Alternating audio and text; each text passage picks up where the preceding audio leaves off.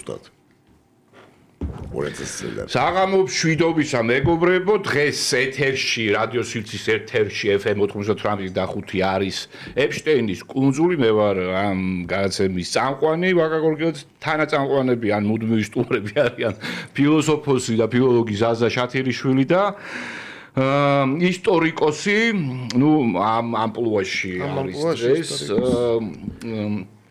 გურამ ნიკოლაშვილი. გურამ ეპშტეინი. გურამ ნიკოლაშვილი საჯარო პოლიტიკის სპეციალისტი ეთყობა ამ ბმა იყო დარღვეული და ამიტომ გურამ ნიკოლაშვილი. გურამ ეპშტეინი. მოკლედ დღეს საუბრობთ კონკლავზე, უпростоროდ ვატიკანზე. ანუ ვაგრძელებთ. და კიდევ უფრო სწორედ რომ ვთქვათ შეთქმულებებზე, რომელიც გამოვლინდა აი ამ დღეების განმავლობაში. ეპშტეინის გარდა ყველაფერზე ვლაპარაკობთ. ეპშტეინზე სხვათა შორის. საშუალო ეპშტეინის თემა იქნება. ირიბად არის ეპშტეინის თემაც და მოდით დავიწყოთ ახლა სწორედ ამ ძირითადი თემის განხილვით. მოდით ჩვენ გვაქვს ილუსტრაცია, სადაც სტივ ბენონი არის პროდიუსერს თხოვ რომ აჩვენოს ჩვენს მაყურებელს. ანუ სტივ ბენონი, ვინ არის სტივ ბენონი, ვინც არის ის? ეს არის ახალი ამერიკული კონსერვატიზმის, თუ გნებავთ ნაციონალიზმის იდეოლოგიის, სტრატეგიის, ბრაიტბარდი არის ეგეთი საიტი ძალიან პოპულარული მემარჯვენეებში, უკიდურეს მემარჯვენეებში, ამერიკელ ნაციონალისტებში და ასე შემდეგ. იგი არის ამ აღმასრულებელი დირექტორი ამ საიტის. მოკლედ ამ ადამიანმა უზარმაზარი წვლილი შეიტანა ტრამპის გამარჯვებაში, პირველ კადენციას. როდესაც იყო მისი სტრატეგი, ოფიციალურადაც წლების განმავლობაში, წელიწადნახევრის განმავლობაში მე მგონი იკავებდა თანამდებობას თეთრი სახლის მთავარი სტრატეგის, შემდეგ იყო მრჩეველი, შემდეგ გასაგებია რომ სტივ ბენონიც და ტრამპის თავისი ხასიათის გამო დიდხანს ვერ გაძლებდნენ ერთად და მიუხედავად ამისა რომ თითქოს და არ არის აი ამ არ იკავებს ოფიციალურ თანამდებობას, იგი კვლავ რჩება ტრამპის მხარდამჭერად და ერთ-ერთ გავლენიან იდეოლოგად აი ამ პარადიგმის, რომელსაც ქადაგებს ტრამპიც და მთელი მისი გუნდი. მოკლედ, სტივ ბენონმა ჩამოართვა ექსკლუზიური ინტერვიუ არქიეპისკოპს კარლო მარია ვიგანოს და აი რას ყვება ვიგანო. ჯერ მინდა ბენონის კითხვა ესე იგი გავაჟღერო. ცოტა ხნის წინ ამერიკელი კათოლიკეების ჯგუფმა სთხოვა პრეზიდენტ ტრამპს გამოიძიოს ხომ არ იყო ამერიკის შეერთებული შტატების ადმინისტრაცია მონაწილე მოვლენებში, რამაც გამოიწვია პაპა ბენედიქტე მე-16-ის გადადგომა 2013 წლის 11 თებერვალს და მის შემდეგ ფრანცისკეს არჩევა 2013 წლის 13 მარტს. თქვენ ახლახან მოუწოდეთ ტრამპის ადმინისტრაციას გამოიძიოს ღრმა სახელმწიფო შეთქმულება, ანუ deep state-ის შეთქმულება ბენედიქტე მე-16-ის გადაყენების შესახებ. თვლით თუ არა, რომ ობამა ბაიდენის ადმინისტრაცია ჩაერია ბენედიქტ მე-16-ის გადადგომაში და ხორხე ბერგოლიოს არჩევაში? თუ კი, რატომ? და რას პასუხობს ვიგანო? თუ ჩვენ არა ეკლესიაზე, უпростоროდ ვატიკანზე, როგორც სუვერენულ სახელმწიფოზე საუბრობთ, არავის ეჭვი არ ეპარებოდა, რომ ეს სახელმწიფო გადატრიალება იყო. ჩვენ ვიცით, რომ ღრმა სახელმწიფო deep state-მა, ანუ მრავალჯერ ჩაერია სხვადასხვა ქვეყნების მართვაში თავისი წარმომადგენლების მეშვეობით და ამას აგრძელებს. რამდენიმე დღის წინ კარდინალმა ბერკმა დაადანაშაულა პრეზიდენტი მაკრონი იმაში, რომ იგი ცდილობდა ზეწოლა მოეხდინა კარდინალთა კოლეგიაზე, რათა თავიდან გამოერიცხა კონსერვატიული პონტიფიკოსის არჩევა, რომელიც ევროკავშირის პოლიტიკას გააპროტესტებდა. ამას ვადასტურებ, ეს ძალიან ბევრ მედია საშუალებებში ეს ინფორმაცია ვრცელდებოდა რამდენიმე დღის განმავლობაში. ჯონ პოდესტას წერილებიდან, რომლითაც WikiLeaks-მა გამოაქვეყნა, ცნობილია, რომ ფერადი რევოლუციების ორგანიზების სქემა ზედმიწევნით იყო გადმოღებული და გამოყენებული საეკლესიო სფეროში. მეთოდოლოგია იგივეა.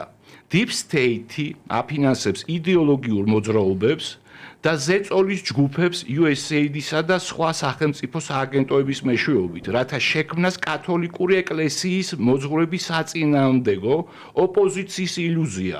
ამით ზეწოლა მოახდინონ იერარქიაზე და ხელი შეუწყონ პროგრესულ ბრჭყალებში რეფორმებს. ამავდროულად იერარქიის ნაწილი რომელიც ამ ფარულ ოპერაციებში მონაწილეობს, იყენებს ამ ვირტუალურ უკმაყოფილებას, რათა ლეგიტიმაცია მისცეს რეფორმებს, რომელთა მოთხოვნაც არავის არ ჰქონია.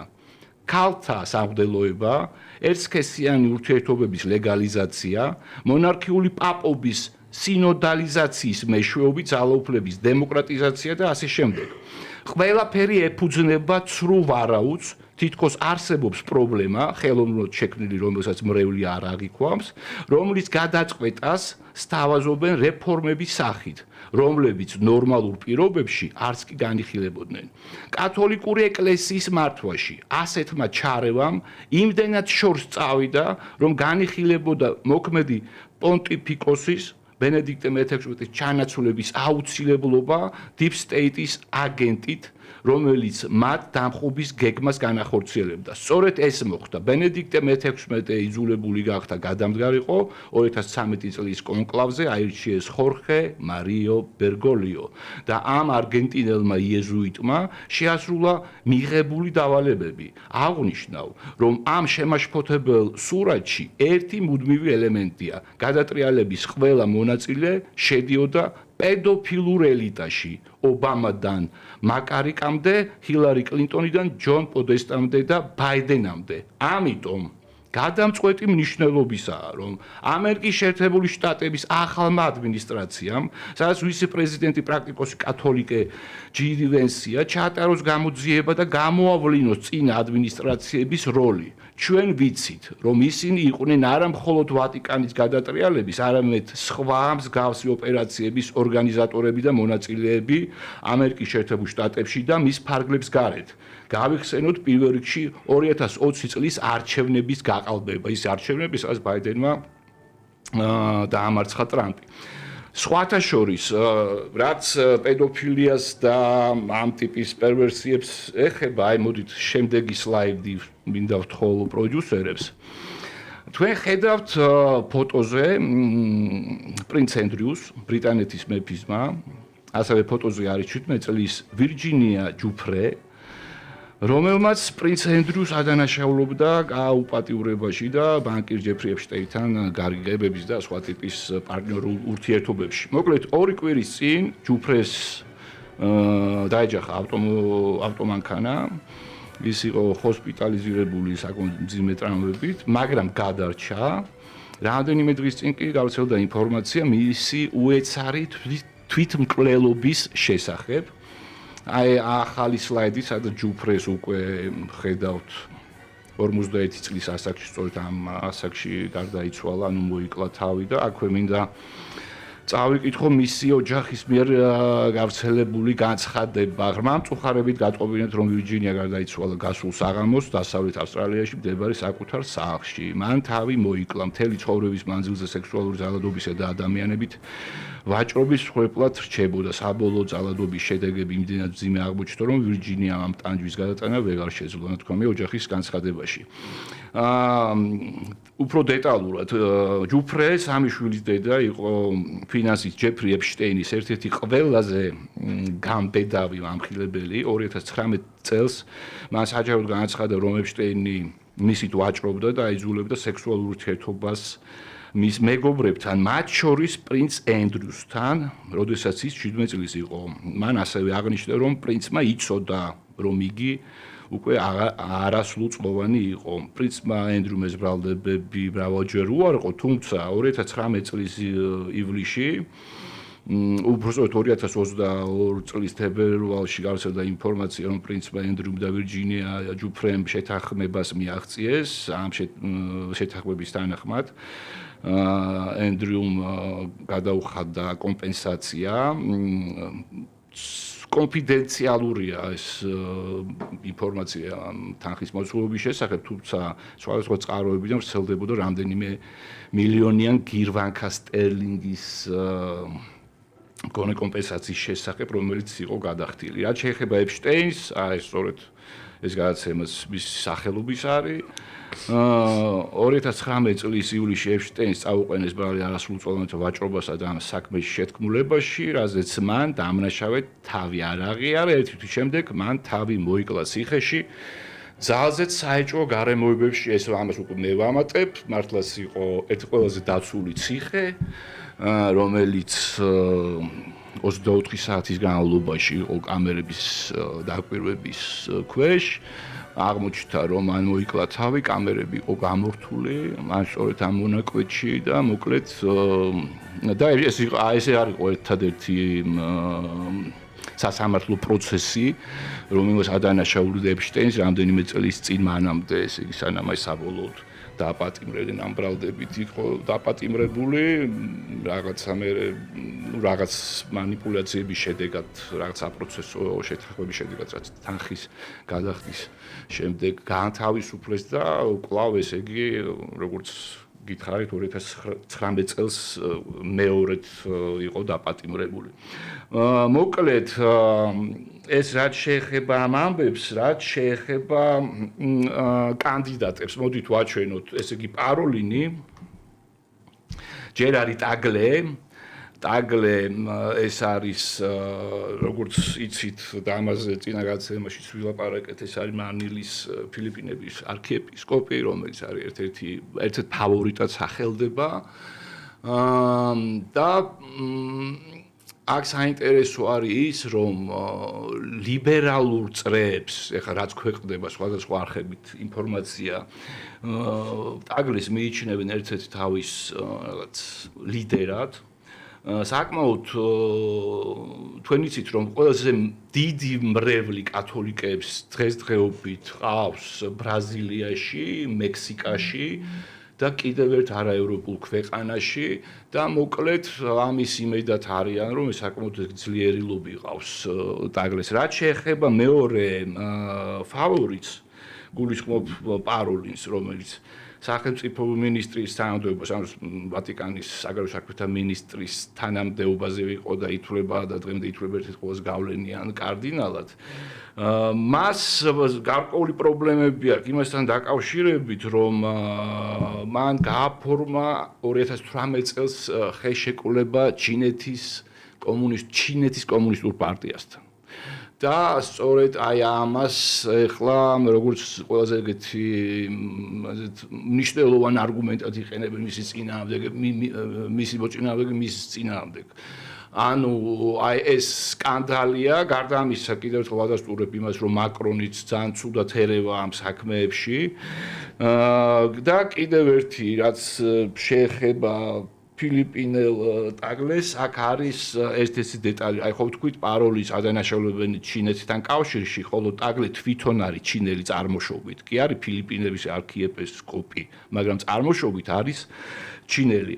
მოკლედ ეს არის ისი თქმაც მე მინდოდა ამ ეტაპზე, შემდეგ გვაქვს ერთი ფრაგმენტი, ერთ-ერთი ინტერვიუსი, რომელიც კარლონ ტაკერს აქ ჩამორთმეული ერთ-ერთ მოხელესთან. იქ ეს უკვე გასართობი კონსპირაციის ჟანრია, ხო, ამას ბოლოს განვიხილავთ. პრინციპში რატომ ბოლოს? მოდით ახლა განვიხილოთ. მოდით ჩართოთ ეს ვიდეო და ბავრენ მორჩეთ. But there is a history of near extinction events. And one of the things that I've looked at, because I'm trying to figure out, between fiscal 1998 and fiscal 2015, there were 21 trillion of undocumentable adjustments in the U.S. government. If you go to our website, missingmoney.clear.com, we have და ეს ქალბატონი აი ამ ინტერვიუში, აი ამ წამს ლაპარაკობს შემდეგს, რომ ელიტის გადასარჩენად იყო შექმნილი საიდუმლო მიწისქვეშთა ქალაქები. დაახლოებით 30 ტრილიონი დოლარი იყო დახარჯული ამ ქალაქის. ქალაქის კი პრაქტიკულად სახელმწიფო აშენდა თითქოს და და ესე იგი რომ ამერიკის შეერთებულმა შტატებმა 170 მიწის ქვეშე ნაგებობა ააშენა აი ამ სუპერ დიდარი ადამიანებისთვის თავშესაფრად გლობალური კატასტროფის შემთხვევაში მან ესე იგი ახსენა ასევე ლაპარაკობს გამოძიებაზე რომელიც აჩვენებს რომ 1998-დან 2015 წლებში იყო დახარჯული როგორც 21 ტრილიონი დოლარი და ეს თანხები მისი აზრით იყო გამოყენებული ამ ბუნკერების მიწისქვეშა ტრანსპორტის დასაფინანსებლად და გარდა ამისა, იქ რაღაცა ოკეანის მიღმა, რაღაცა გვირაბებზე არის საუბარი და ასე შემდეგ. აღარ გვინდა ეს ვიდეო. მოკლედ აქ ეს მართლა გასართობი კონსპიროლოგია შეუძლებელია სხვადასხვა ფაქტორების გამო. ჯერ ეს არის უზარმაზარი თანხა. ამ თანხის ისე გადამალვა, მერე ამ ნაგებობების რაღაც ოკეანის მიღმა და მთელი ქვეყნის აშენება მიწის ქვეშეთში, მოკლედ ძალიან საეჭვოა რბილად რომ ვთქვათ, თუმცა საინტერესოა თუ რატომ ვრცელდება ეს ინფორმაცია, რას ემსახურება ეს ინფორმაცია, მით უფრო იმ ფონზე, როდესაც ვიცით რომ მაგალითად 10 ყველაზე მდიდარი ადამიანის იმას რო გადავხედოთ სიას, ხო? იქიდან 4 ნამდვილად აშენებს მიწისქვეშეთთა ბუნკერებს, მაგალითად ცუკერბერგი და რამდენიმე მილიარდს ხარჯავს ამაში და ასევე სხვა, ესე იგი, მულტიმილიარდერები. კარგით, მოდი დავიწყოთ ჩვენი დღევანდელი საუბარი. მოდი, ზაზა, შენი დავიწყოთ, რა კი ეხება ვატიკანს და რა კი ეხება აი ამ სკანდალურ ინტერვიუს, რომელიც ბენონმა ჩამოართვა კარდინალს. რას ფიქრობ საერთოდ ამ ჩვენ წინა გადაცემაზე საუბრობდით ამ შესაძლო შეთქმულებებზე. რას ფიქრობ შენ თვითონ ესე იგი ვიგანოზე ამ პიროვნებაზე და რამდენად რატომ და რას ფიქრობ თუ რატომ დასჭირდა ბენონს ამ ინტერვიუს ჩვენება მით უფრო დღეს არის კონკლავი, ჩვენ ვიცით რომ საფრანგეთის აი მაკრონი კონკრეტულად სახელდება და მართლა სხვადასხვა წყაროები ასახელებენ რომ ის აქტიურად ერევა კონკლავის აი ამ ვატიკანის შიდა საქმეებში. ხედავთ რომ ეს უფრო ძაფრდება ეს ბრძოლა. შენი მოსაზრებები ამასთან დაკავშირებით. უპირველეს ყოვლისა აღნიშნავი იმას რომ საზოგადოებრივ ესეთი დაყოფა პრელატების დაახლოებით ესეთი იდეოლოგიური თვალსაზრისით, პოზიციური თვალსაზრისით, ტრადიციონალისტები, ცენტრისტები, პროგრესისტები.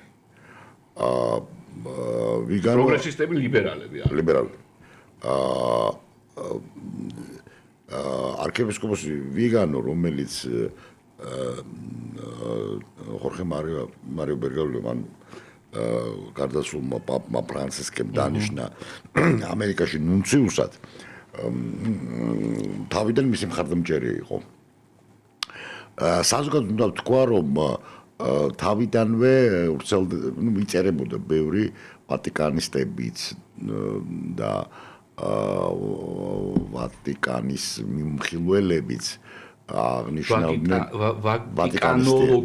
ვატიკანისტი და აი მაგალითად აი ძალიან ერთ-ერთი ცნობილი არის სანდრო მაჯისტერი იგეთი რომელსაც სხვა შორის ბლოგი თითქმის დაუხურეს ძალიან ანტიფრანცისკელი იყო ვატიკანის მოთხოვნით ანუ ხო ცხადია ესეთი მოჩელო ესეთი ძალიან მიმართავდი ხოლმე ხშირად მითხულობდი და რაც მომენტში დაუხურეს როგორ ეს იგი პრაქტიკულად მიუწვდომელი გახარდეს ხო თუ არ სპეციალური მით უნდა შესულიყავი გამოგეწერა და ასე შემდეგ. ანუ მთელი ამბავი არის ის რომ ფრანცისკეს ბევრი ადამიანი შეუვლებდა სწორედ დიქტატორობაში. არა ეს ბევრს ლაპარაკობდა სინოდალურობაზე და რამდენიმე სინოდის გაიმართა. ანუ ძალიან წინა გადაცემაში აღნიშნე რომ ძალიან ბევრი რამ გამოვიდა გარეთ. ის რაც დასაუბრები იყო, ხო? მაგრამ გადაწყვეტილებას როგორც წესი იღებდა თვითონ და სწორედ ანაშაულებდნენ რაში რომ აი როგორც ლათინო ამერიკელი ერთი მხრივ მემარცხენეა და სოციალისტია და ამავე დროს არის დიქტატორი და დიქტატორული მართვის. მაგრამ ნუ ახლა მეორე მომენტია რომ თვითონ ეს არის ინსტიტუცია რომელიც გულისხმობს აბსოლუტურ მონარქიას. ერთადერთი დარჩენილი აბსოლუტური მონარქია ეს არის რომის ეპისკოპოსი. და აქედან გამომდინარე, ნუ ახლა ძნელია რაღაც ყველა ნაბიჯს ის გამწროწენა გადაწყვეტილებას იღებს როგორც სუვერენული ძალაუფლების მატარებელი, ლეგიტიმურად და. ხო, აი ამაზე იყო საქმე, რამდენად ლეგიტიმურად იყო ის არჩეული და ძალიან ბევრი წერდა ამის შესახებ, რომ იყო იქ შეთანხმება, გარიგება, სიტუაციობრივი. ნუ სხვანაირად შეუძლებელია, იმიტომ რომ აბსოლუტურად დაფარულია ყველაფერი, ჩვენ თითქმის არაფერი არ ვიცით, იქ რა ხდება.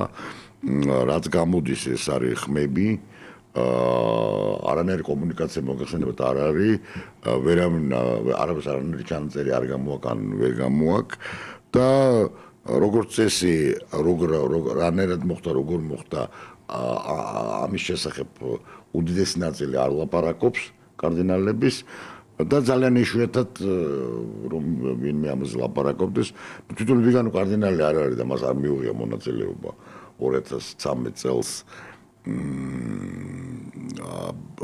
ხორხე მარიო ბერგოლიოს არჩევაში. უნდა გითხრათ, რომ აი თუ გადახედავთ იმ პერიოდში, ვინ იყვნენ ფავორიტები, ხო? არცად არ მოიხსენებოდა ხორხე მარიო ბერგოლიო. არავინ ესე ხშირად ხდება, აი იოანე პავლე მეორე შემთხვევაში ასევე ვიცი რომ ის არ იყო ფავორიტი. საერთოდ არავინ არ განიხილავდა.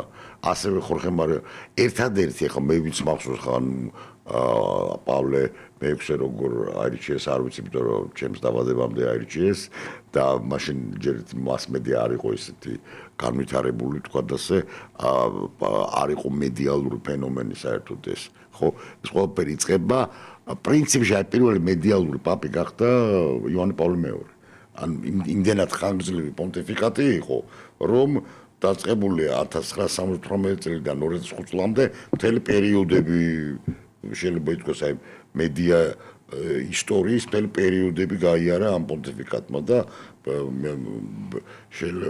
ძალიან ბევრ რაღაც რამეს მოესრო და თვითონ იყო პაპი რომელიც ყველაზე მეტი იმოგდრემ, ნუ ძალიან რთულია ამას რაღაცა გინესის რეკორდების პროცესიდან რომ შევხედოთ, ძალიან ძნელია კაცი რომელიც 25 წელი არის პონტიფიკოსი თან აი იმ პერიოდში თითქმის შეუძლებელია აჯობო მონაცემებით, ხო, რამდენჯერ იმოგზაურა, რამდენჯერ იყო ამ ქვეყანაში, რამდენჯერ მოინახულა ეს ყველაზე მოგზაური პაპი იყო იოანე პავლე მეორე. რამდენად უშვებს შენ?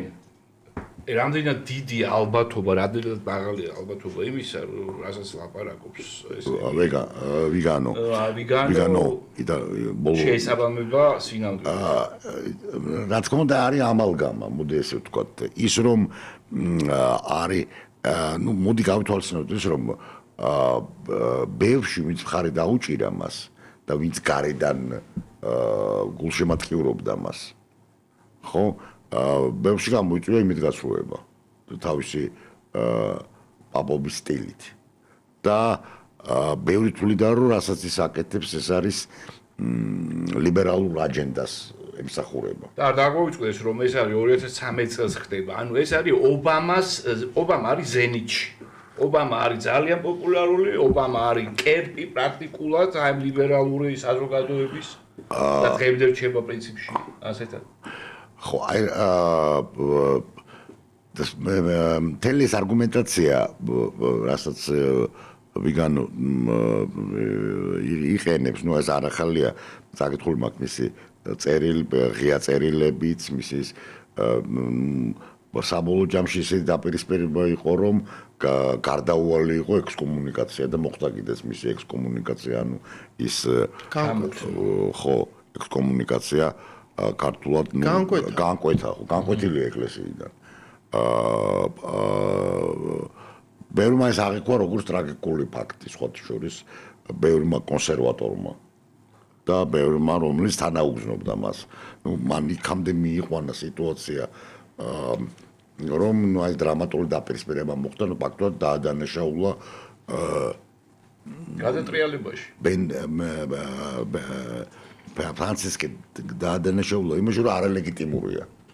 ანუ რომ მაგრამ აი ეს პირდა სხვათა შორის შენ რაც დამადასტურებული თქვი ეს არის უზარმაზარი ინტერვიუ ხო, დიდი და ეხლა მე მოვიყვანე ძირითადი ეს ამონარიდი ხო მაგრამ ისე უგებნები ამ აი ინტერვიუმდე შენ რასაც ამბობ ხო. ეს არის ერთ-ერთი მთავარი პრეტენზია რომ ვიგანო თulis რომ ის არალეგიტიმურია და მეტიც ყველა ის აქტი არ ვიცი ენციკლიკა და რაც გამოქვეყნებული არის არალეგიტიმური კი რა თქმა უნდა უყურე თუ ჩვენ ვამბობთ რომ ის კი არ აირჩიეს არამედ მოხდა გაყალბება ცხადია რომ ყველაფერი არალეგიტიმურია იმ ნებისმიერი აქტი ნებისმიერი ენციკლიკა სწორედ ბევრი ენციკლიკა არ დაუწერია სულ 4 ენციკლიკა დაწერა მაგრამ ყველაფერი არის არალეგიტიმური მაგრამ მთელი ჩვენ რას ვეჯახებით რომ ფაქტობრივად შეუძლებელია დამტკიცება ის ლეგიტიმურია თუ არალეგიტიმურია იმიტომ რომ კონკლავმა ის აირჩია ვიგანოს გარდა არც ერთ კარდინალს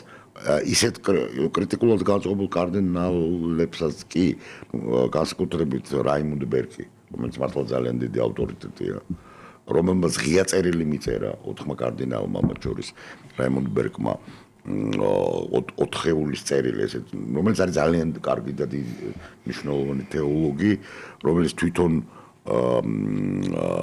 დააქვეითა ჯერ მალტის ორდენის მე დანიშნა მაგისტრად შემდეგ იქიდანაც გადააყენა საკმაოდ მძიმე ეხლაც მაგალითად კათოლიკებს მოგვიწოდა პაპის გარდაცვალების შემდეგ რომ ღია წერილით მიმართა მთელ მრევლს რომ განსაკუთრებული ლოცვა იმიტომ რომ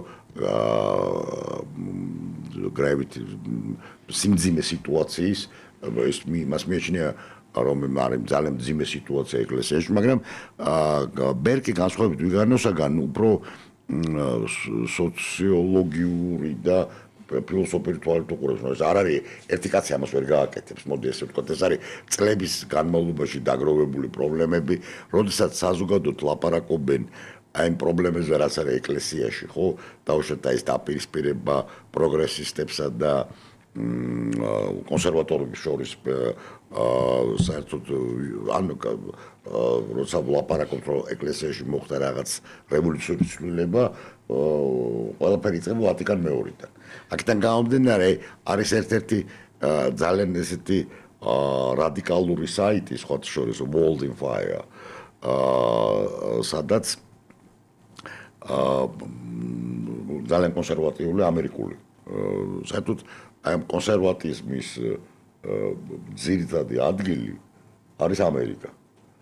ტრადიციონალიზმისაც, კონსერვატიზმისაც და საზოგადოებრივ ყველაზე ძლიერი ეკლესია, ისე რომ ვთქვათ, აი, ხო ამბობთ, რომ აი, ყველაზე ძლიერი ეკლესია, ყველაზე მდიდარი, ყველაზე ძლიერი და ყველაზე დიდი ინტელექტუალური რესურსით ეს არის ამერიკული კათოლიკური ეკლესია. და ბევრად უფრო მორწმუნეა ვიდრე ევროპული ქვეყნები. უფრო სწორად რომ ვთქვათ, კათოლიკე ეკლესია ამერიკაში. ეს არის ძალიან მნიშვნელოვანი სამყარო. სხვა შორის აი ტრამპმა დაასახელა ნიუ-იორკის არქიეპისკოპოსი. ეს ყველაზე კარგი პაპი მე ვიქნებოდიო, მაგრამო ნახე ალბათ ეს ინტერვიუ ხო რა თქმა უნდა ყველაზე კარგი პაპი მე ვიქნებოდიო. მე თავი დადო ხო და მაგრამ ძალიან ასევე ძალიან კარგი ეპისკოპოსი ყოფსო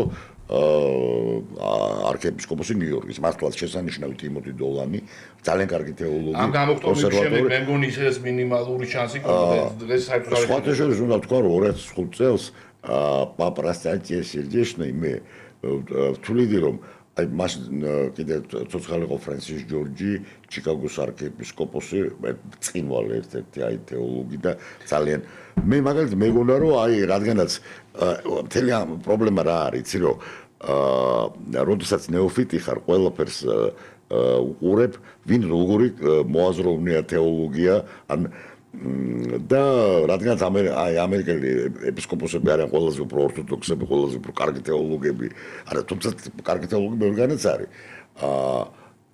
ნუ აი ეს უნდა იყოს. ამ დროს სხვა ფაქტორები არის ძალიან მნიშვნელოვანი და ამიტომ მე შემიშნევ ერთ რაღაცას.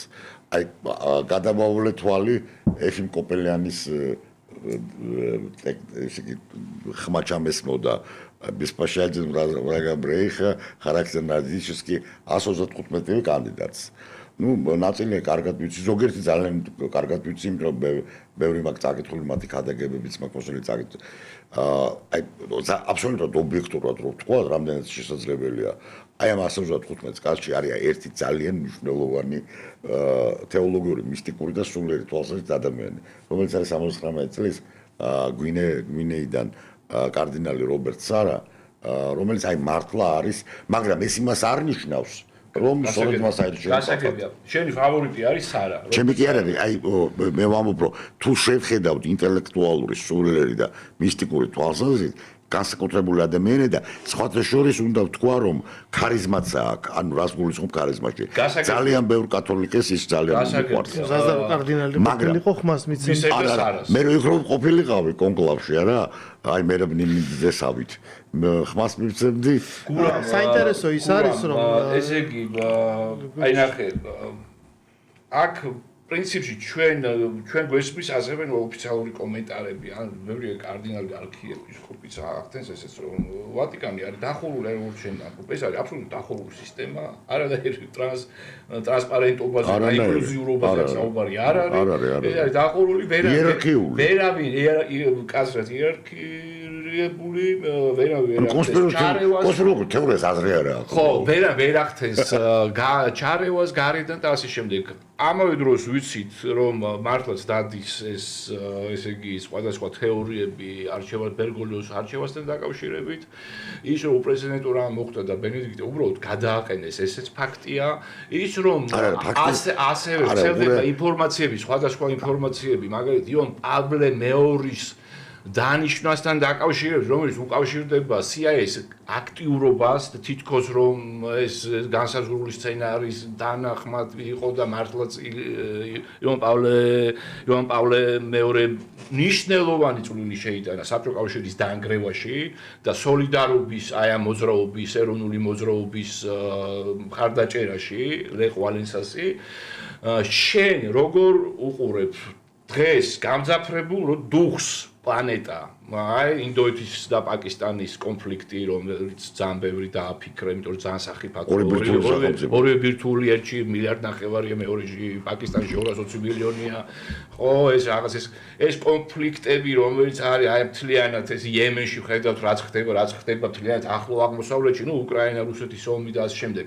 ძალიან დიდი მნიშვნელობა ენიჭება იმას, თუ ვის აირჩევენ რომის პაპს. ამაში არის დაინტერესებული კონსერვატიული წრეები, ამაში ისევ მაკრონის ის აქტიობა გავიხსენოთ ლიბერალები, შენი აზრით რა გავლენას მოახდენს აი ვატიკანის მიერ აი ეს კონკლავი დამთავრდება რამდენიმე დღეში, არ ამგონია ხა ორ კვირაზე ან ერთ კვირაზე მეტი გაგრძელდეს. რა გავლენას მოახდენს ახალი რომის პაპი სოფლიო პოლიტიკაზე? რომ გავაგრძელო თქვენი მოსაზრებები, ხო? მიუხედავად სრული ბურუსისა და ერთგვარი ნოყიერი ნიადაგია კონსპიროლოგიური თეორიებისთვის, ჩვენ მაინც გვაქვს რაღაცა მყარი წერტილები შეხების.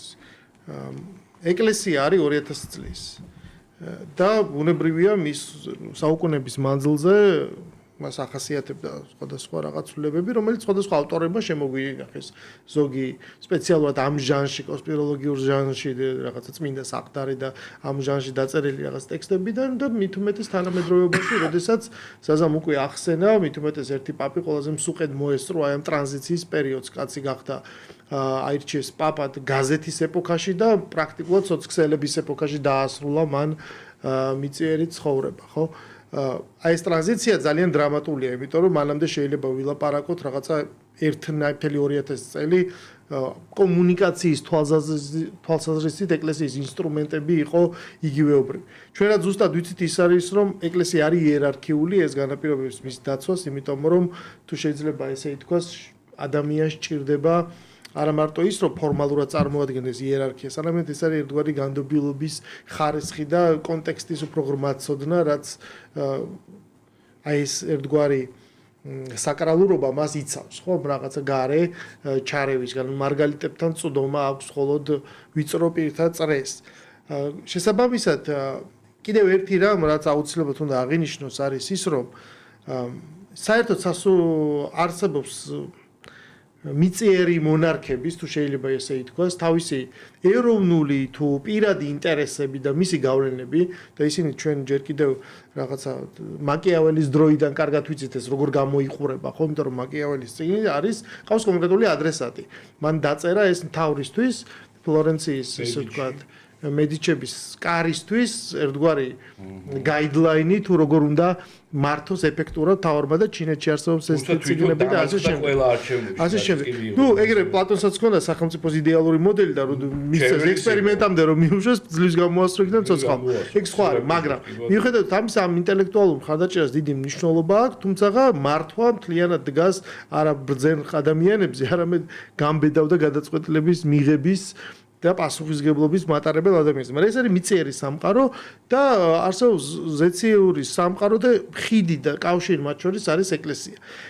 ნებისმიერი რიგითი სასულიერო პირისთვისაც კი უკვე სასულიერო პირობა ნიშნავს თავისუფლების შეზღუდვას. რაც უფრო მაღალია იერარქი, მით უფრო შეზღუდულია მისი თავისუფლება და მით უმეტეს ეკლესიის პატრიარქი იქნება ეს თუ პაპი, ეკლესიის მეთაურის თავისუფლება პრაქტიკულად ნულზეა დასული, ხო? ის არის ყველაზე საჯარო ფიგურა, ყველა მის გადაწყვეტილების უდიდესი მნიშვნელობა აქვს და როგორც წესი ტრადიციით იერარქებად ირჩევენ ხოლმე ადამიანს, რომელსაც ეს ყველაზე ნაკლებად უნდა.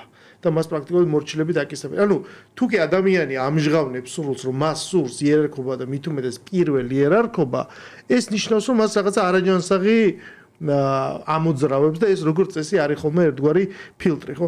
ამიტომ უნდა გვეცოდეს, რომ ერთის მხრივ ცხადია, რომ ეს არის მიწიერი მმართველების განზრახვები, რომელთაც სურთ ინსტრუმენტალიზაცია ყველაფრის, იმიტომ რომ ჩვენ კარგად გვესმის, რომ არსებობს პოლიტიკური და გეოპოლიტიკური და რეალპოლიტიკის ინტერესები. და ვერ მოთხოვ შენ დღეს უკვე სეკულარულ სამყაროში მართლს რაღაცა სულიერებას, ესე ვთქვათ, და მეორე არის რაღაც ესეთი წმინდა საყდარი, ხო? აქედან გამომდინარე, ერთია თუ რა შეიძლება იყოს ფაქტორები, რომელიც ზეგავლენას ახდენს სიმრავლეზე, ამ მრჩევლებზე და ამ შემთხვევაში კონკლავზე, თუ იქნება ეს სინოდი და მეორე არის ის რეალური მისტიკა და რაც ხდება ხოლმე პაპის არჩევის დროს, ან ნებისმიერი პირველ იერარქის არჩევის დროს და ესე ვთქვათ, როგორ გამოარჩევს ხოლმე ღმერთი, იმიტომ რომ ფაქტია, რომ ვიღაცა უნდა აირჩიოს.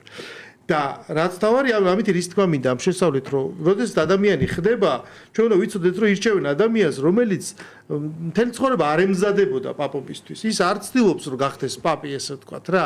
ის რაღაცა სხვანაირად ცხოვრობს, სხვა ცხოვრებით და თუ ამას რაღაცაერად გამოამჟღავნებს, მართლა დაემსგავსება ეს იმას, რა ქვია.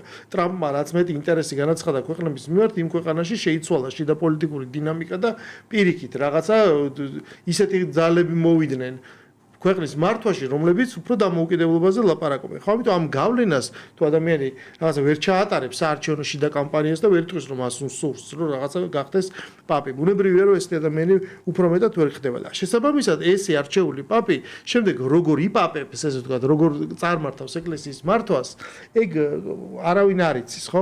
მაგრამ მეორეს მხრივ ეს არის ამომრჩეველი, ეს არის მისი მრევლი და გარდა ამისა სამწყსო ფართეგაგებით, ანუ მთელი ის კულტურული და გეოპოლიტიკური არეალი, სადაც ეკლესიას აქვს გავლენა და მას ჭირდება მასთან კომუნიკაცია ამ თანამედროვე, ეს ვთქვათ, მედიურ ენაზე. 1990 წელს, როდესაც უკვე რაღაცა ეს დრო შეიცვალა ტელევიზიის ხანა, უკვე რაღაცა პრაქტიკულად ინტერნეტი ჩნდება, ხო, ძალიან მალე ჩვენ ეხლაც ვნახეთ და თქვენ შეიძლება ბევრი გამოხმაურება ნახო, აი რატო გადაიღეს ძალიან სწრაფად ეს ხო, რაღაცა ორი პაპი, ახალგაზრდა პაპი, ეხლა კონკლავი. ეს წარმოადგენს მონარქიაზეც ხდება ესეთი საინტერესო სერიალების გადაღება. ეს წარმოადგენს ერთგვარ შინაგანი კომუნიკაციის ფორმას იმისათვის, რომ ამ საკრალურობამ, რომ ბევრი კონსპირაცია არ დაბადოს, მზა ფორმულებს პრაქტიკულად, აი ფართო მას აუდიტორიას თავაზობენ, ხო, რომ შეახედონ შიგნით რა ხდება. კიდე ბევრი სხვათა შორის ძალიან საინტერესო მხატვრული ფილმიც არის გადაღებული, სხვა შორის ძალიან გავს ის მსახიობი რეალურ აი გარდაცვლილი ფრანცისკე პაპს, რომელიც გარბის უბრალოდ ვატიკანით და ხო არის ეგეთი რაღაცა ფილმიც არ უნდა ესე ვთქვათ პაპობა და რაღაცა თუ გაიქცეს მიშელ პიკოლის ერთ-ერთი ბოლო როლი. ამიტომ აბემუს პაპამ. კი, ძალიან საინტერესო ამითი ხდება რაღაცა ამის ჩვენება და პირველი ერთ-ერთი ესეთი პირველი ერთ-ერთი ესეთი ექსპერიმენტი ჩატარდა, როდესაც ძალიან დიდ გაჭირვებაში გაკოტრებული ფრენსის ფორდ კოპოლა იღებს ნათლიას სამს, რომელსაც მას აქვს ძალიან სერიოზული ფინანსური გაჭირვება, Paramount-საც ჭირდება რაღაც სერიოზული box office-ი, ანუ შემოსავალი და თქვენ იცით რომ მანამდე ეს ნათლიას 3 რაც გადაიღო, მან და არ არის, რა ქვია, ეს არ წერია, ეს არის წიგნის ნაწილი, ეს სპეციალურად მესამე ნაწილისთვის გაკეთებული სცენარი და ჩვენ ვიცით რომ რელიგიური მოტივი და ეს რაღაცა პაპის კონკლავის თემა იქ სერიოზულად შემოდის. ხო ესეა. ანუ ეს იყო უკვე წარმატებული პროექტის გაგრძელება, თუ შეიძლება ესე ვთქვა, სიკველი, რომლითაც მოხდა პირველ რიგში ეს ჩვენება ამ შიდა იმ საკითხების, რომელიც ბადებდა ერთგვარ რაღაცა მისტიციზმს და ადამიანებს ცოტა ესე მტრულად განაწყობდა, ხო?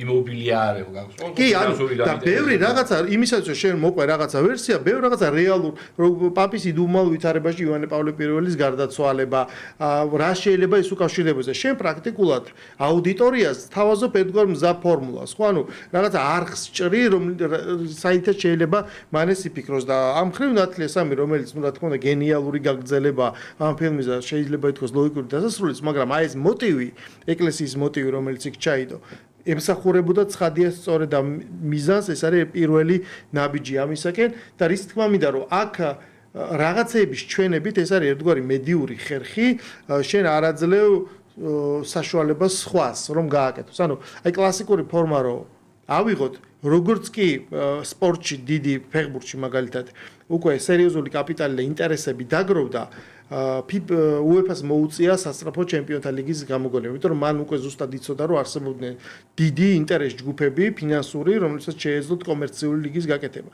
ანუ შენ თუ არ გააკეთეს, გააკეთებს სხვა. შესაბამისად ვერსიას თუ შენ ინტერესის საგანს რაც წარმოადგენს შენ არ შესთავაზებს სხვა. ზუსტად ასეთივე იყო ფილმი, სხვა შორის ერთ-ერთში ვიყავი, ჯერ არ გასულა ეს გადაცემა, ამ ფილმზე სალაპარაკოთ, ეს არის Don't Look Up, არ აიხედო. ეს არის 2020-ში გადაღებული ფილმი, რომელიც ძალიან გავს აი ამ კონსპირაციებს, სადაც ლაპარაკობთ, თორსა სამყაროს აღსასრული აღსრულდება, იქ მრავალი პლასტია ამ ფილმში ძალიან საინტერესო წარმოდგენილი, მაგრამ ერთ-ერთი არის სწორედ ის, რომ რაღაცა რჩეული ელიტა, რომელიც უნდა გადარჩეს და რომელსაც აქვს ამისი გამზადებული გეგმები და მექანიზმები. ბევრი რაღაცა აქ თანხმდება, შენიძახი რომ შეიძლება რაღაცა ფანტასტიკის სფეროდან იყო, მაგრამ მე უბრალოდ გაგახსენებ დადასტურებულ, დამტკიცებულ და არ დამალულ ღია ფაქტებს. პირველი, ელონ მასკს აქვს კომპანია, რომელსაც ქვია Boring კომპანია, ანუ თხრელი კომპანია, რომელიც პირდაპირ კალიფორნიაში თხრის გვირაბს, რომელიც იქნება ჩქაროსნული მაგისტრალი. იხა ის სად გადაუხევს ის თხრელი აპარატი და გვერდზე რას ააშენებს დამხმარე ნაგებობას, ეს საერთოდ არ არის ფანტასტიკის სფერო, ხო? ეს მუშაობს კაცი გადასახადებს. არა, ხო, მაგრამ ანუ მიწისქვეშა კომპლექსის თემა არსებობს.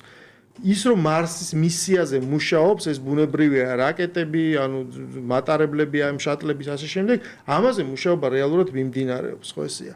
ის რომ შეიძლება რაღაც სხვადასხვა ტიპის საფრთხე ემუქრებოდეს და ის რომ რეალურად დიდი ფული არის უკან, რაც ამოძრავებს პოლიტიკას და პოლიტიკა არის ერთგვარი რაღაცა ფასადი.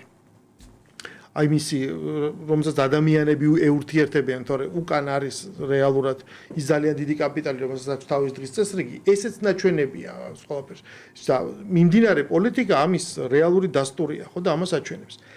თავარი კვანძი, რომელიც თქვა იხსნება და რისთვისაც გახდა მართლაც ეპშტეინის ლიკვიდაცია საჭირო, იყო არა ის, რომ თქვა ის დააპატიმრეს და ის უკვე ძალიან საშიში ხდებოდა, იმიტომ რომ თქვენ იცით, რომ მან საშიში ხდებოდა მანჰეტენზე მისი სასახლის გეგმებიც კი აღარ არსებობს, თქვათ მან გადააკეთა იქ რემონტი და მის ნახაზები არ არსებობს, სადაც შევიდა FBI მისის დაჭერის შემდეგ და კადრები არსებობს, პარკებით გამოიტანა მან, სადაც ის აწყობდა წვეულებებს და რომელსაც იღებდა ის ჩუმად და ეს ფაილები მათ აი ეს პირდაპირ ელექტრონულ მატარებლებს ესე ნაგვის პარკებით გამოიტანეს, იმდენი იყო, თავარ ღირებულებას წარმოადგენს ის თუ ვინ და რა არის საკადაღებული. ნუ გარდა ერთ-ერთი კუნძული მართლაც ჰქონდა მას, ხო, კუნძულს სადაც ეს წვეულებები ხდებოდა. აი იყო მისი მისამართიც მახსოვს რაღაც 6 ნომერი არის რაღაც ქუჩა მანჰეტენზე მისი სასახლე ძალიან ცნობილი და ბოლოს ის იყო მფლობელი, მანამდე ძალიან ცნობილი მეპატრონეები ყავდა და აი ეს მასალებია, რომელიც წარმოადგენს ეს მასალები ასეთად გამქრალა, ეს არ იყო ჩვენთან სამეგრელოს კასრები იპოვეს და შემდეგ რომ ესე ვთქვათ დემონსტრაციულად თქოს გავანადგურეთ ეს ხო ჩვენ არ ვიცი შეიძლება მანამდე სხვასაც ჰქონდეს ამის ასლი, მაგრამ თქვენ წარმოიდგინეთ ეს რამხელა ჩვენ ეს გავლილი გვაქვს საქართველოში და რამხელა შანტაჟის ინსტრუმენტია ეს და ეს ფაილები კრავს ყველანაირ ელიტას. აქ არ არის მხოლოდ დემოკრატი, რესპუბლიკელი, კონსერვატორი, ლიბერალი, იქ ყველა მონაწილეობდა, ყველა წარმომადგენელი, დადასტურებული ცხადია პრინცი ენდრიუა, რომელიც არის, მნიშვნელოვანი იმისათვის, რომ არ მოხდეს იმაზე მეტი რაღაცა დისკრედიტაცია რაიმე ინსტიტუციის, ვიდრე ეს დასაშვებია. აქედან გამომდინარე და ჩვენ ვნახეთ, როცა ტრამპის არჩევისას ის იბრძოდა იმისათვის, რომ დაბრუნებულიყო პრეზიდენტად, შემდეგ და გაეტარებია უკვე თავისი დღის წესრიგი, რომელიც ძალიან თანხმდება იმ პროექტ 25-ს, რომელსაც ის უარყოფს, რომ თითქოს ეს მას არ ეხება, მაგრამ თუ შეხედავ შედეგობრივი თვალსაზრისით რა პოლიტიკას ატარებს, ბევრი რამ იქ წერია, რომ ეს გეგმაში არის. და წინააღმდეგობის ასაც ხდებოდა, მან მაშინ დაიწყო ლაპარაკი იმაზე, რომ მე ამ ეპშტეინის საქმეს გამოვაქვეყნებ. ამის შეფუთვა იყო, რომ მე გამოვაქვეყნებ მასალებს კენედის კვლელობიდან, მიუხედავად იმისა, რომ გამოვაქვეყნა იქ არაფერი განსაკუთრებული არ მომხდარა რაღაცა სულად მეასე ხარისხოვანი რაღაც თემებზე გადავიდა აქცენტი მარტინ ლუთერ კინგის არა ის რაც არის საინტერესო ის შეიძლება ასევე ტყუილი იყოს რომ ვითომ რაღაცა შაქრის ოპერაცია კუბაზე რომ მოეწამლათ ვიღაცა ეს შეიძლება იყოს ესე ყალბი ანგარიში იმისთვის რომ აჩვენონ ცენტრალურ ოფისს რომ თითქოს რაღაცას მართლაც აკეთებენ ამიტომ ამას ძალიან სერიოზული კვლევა ჭირდება მაგრამ ჩვენ რაც გვაქვს უთხოვარი მტკიცებულება ეს არის შედეგი საბოლოო ჯამში რა შედეგი დადგა ხო და ჩვენ ვიცით რომ მე შეწყდა იმ რაღაც მეოთხედი ნაწილი რაღაცა მთლიან დაბლარული ფაილები გამოაცხადა დანაშაულებს იმაში რომ არის პასიური და შემდეგ გაჩერდა ამ მიმართ რაც ნიშნავს რას რომ როდესაც ჩვენ ესე თემას ძრავ იქ უკან კულისებს მიღმა აქ მიდის ლაპარაკი რასაკეთებ და შემიძლია გაგახსენოთ რომ ასევე მე გააქტიურდა ძალიან მალევე თვითონ ტრამპის ფოტოები ეპშტეინთან გადაღებული სხვადასხვა წვეულების ანუ აქ არის ყველა ჩართული შესაბამისად ჩვენ თუ რაღაცა გორგალს გახსნი იქ მეორე მხარეც აქვს იმ მონეტასა და გაწყობს იცი რა მაშინ მეც ჩაგყვები ხო ხდები და ყველაფერი არქიტექტურა ინგრევა ის რომ ეს ლაპარაკი ჩერდება ეს ნიშნავს რომ ეს არქიტექტურა საჭიროა რომ არსებობდეს რა მაინც მაგრამ ხელი ხელს ბანს საბოლოო ჯამში როცა ჩვენ ამ გადაღებულ ესე თქვა deep state-ზე ვლაპარაკობთ რეალურად სწორედ ამ აქამდე მივდივართ რომ ეს სადღაც შეთანხმება ანუ მილიარდერები ყოველთვის მოილაპარაკებენ ყოველთვის რაღაცას გაიყოფენ და ეს პოლიტიკა გაგრძელდება უკრაინის ომი და მშვიდობა რომელიც ვერ დადგა და ვერ მიიღწა ამის ყველაზე კარგი გამომხატველია ხო თანდათანობით ჩვენ ვხედავთ რაღაც ტრამპის ბაიდენისეული პოლიტიკის ამ პრობლემასთან მიმართებაში ბაიდენისეული პოლიტიკის კალაპოტში დაბრუნებას და რაღაცნაირად ომის ისე იმგვარად გაგრძელებას როგორც ეს გრძელდებოდა დასავლეთი გამოყოფს ფულს უკრაინელები იხოცებიან რუსეთს ეს ძვირი უჯდება მაგრამ ეს პროცესი გრძელდება იმიტომ რომ შეთანხმება და კონსენსუსი ვერ ხდება ჭიდილი ძველ და ახალ სამყაროს შორის გრძელდება, იმიტომ რომ ძველ სამყაროში მნიშვნელოვანია რომ გაყოფილი იყოს ქვეყნები კარგ და ცუდ ქვეყნებად და არსებობდეს ერთგვარად ეს ინდულგენცია, ხო რომ თავარია ყველაფერი დარჩეს ისე ვისე და არაფერი არ შეიცვალოს. ამას ჩვენ ვიცით ლეოპარდის ფორმულა, რომ თუ გინდა რომ ყველაფერი ისე ვისე დარჩეს, ყველაფერი უნდა შეიცვალოს. ტრამპი იყო ამის ნიშანი, რომ თითქოს ყველაფერი უნდა შეიცვალოს, მაგრამ რეალურად შიგნით ყველაფერი ისე ვისე უნდა დარჩეს. საქართველოში ძალიან ემთხვევა ეს დროში გვაქვს განსხვავებული ვითარება, იმიტომ რომ დღეს იყო სწორედ დღე, როცა ჩატარდა ქართული ოცნების მორიგი ყრილობა მე-9, სადაც საქართველოს პრემიერ-მინისტრი აირჩიეს ისევ ირაკლი ყობახიძე პარტიის თავმჯდომარედ და ჩვენ ხედავთ შიგნიდან მორიგ ესე ვთქვათ შიდა ტრანზიციას ძალაუფლების და პრაქტიკულად აი ამ ერთხელში თავმოყრავს ყველანაირი ფორმალური ძალაუფლებას რაც მას აღწევს ანუ რაც ასრულებს ლაპარაკს ეგრეთ წოდებულ რაღაც არაფორმალურ გავლენებზე მართავს იმიტომ რომ იდენტიფიცირებულია პირი და ყველას როლი ანუ ყველა ადამიანი წარმოადგენს რეალურად იმ ძალაუფლებას რაც მას სახელად ქვია რაც ნიშნავს რომ პოლიტიკური ველი ამ ხრივ არის გახსნილი და ეს სრულიად სხვაგვარ არჩევნებამდე მივყავართ ამას შემოდგომამდე, იმიტომ რომ თუ ვინმეს უნდა რეალურ ძალაუფლებაში რაც მონაწილეობა ცვლილება ანაშენე, ასე ვთქვათ კონსტიტუციური ფარგლები. კი ბატონო, ძალიან ამ თემებზე ჩვენ გავაგზავნებთ საუბარს დიდ სივრცეში. ახლა უბრალოდ ბოლო აი რაღაც ინფორმაციები ასევე რაც ეხება შეთქმულებებს, აი კოშმარი. უფრო ნაკლებად შეთქმულებით კუთხით გააგრძელებ პარასკევს. კი ბატონო, რაც გლობალისტების კოშმარს კიდევ ერთ კოშმარს შეეხება, რომელიც უკვე რეალობად იქცა. ტრამპმა მოაწერა ხელი ბრძანებას, რომლის თანახმადაც შეწყდება ვირუსული ლაბორატორიების დაფინანსება. ანუ ინვესტიციების ჩადება ამ ტიპის ლაბორატორიებში, სადაც ძალიან ბევრი საუბრობდა, აი მაგალითად უხანის ლაბორატორიაში. და ამასთან ერთად გამოაცხადა, რომ ალკატრასის ციხის აღდგენას აპირებს და ძალიან ბევრმა ერთ-ერთმა რესპუბლიკელმა, მერი მილერმა მაგალითად თქვა, რომ პირველი ადამიანი, ვის უნდა იყოს დაპატიმრებული ამ ალკატრასში, უნდა იყოს ენტონი ფაუჩი, რომელიც ასევე ესე იგი ძალიან და ორი წამი და კიდევ ერთი უმნიშვნელოვანეს რამეს მოაწერა ხელი, მან გააუქმა კანონმდებლობა, რომელიც ამერიკულ კომპანიებს უკრძალავს საზღვარგარეთის ქვეყნებში ქრთამის გადახდას და მოსყიდვებს.